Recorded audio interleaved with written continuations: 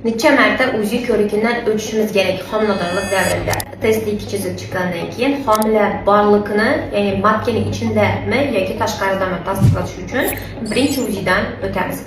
Ikkinchisi bizada bu homilani yaxshi rivojlanib turibmi, yurak urishi bormi, yo'qmi bilish uchun 6 haftaligida bo'ladi ikkinchi UZImiz.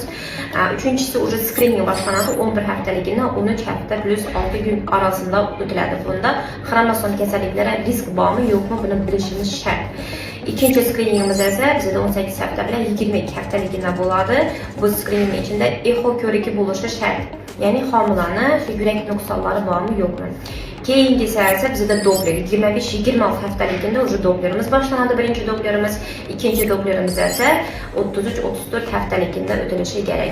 Agarda ginekolog sizlarga Doppler yoki skrining qayta tekshiruv yozib beradigan bo'lsa, ya'ni yo'llanma beradigan bo'lsa, обязательно bundan o'tishimiz kerak. Bu qo'shimcha tekshiruvlar hisoblanadi. 22 va 23 avgust kunlari Urganch shahrindagi Yunus klinikasida bizning qabulimiz bo'lib o'tadi.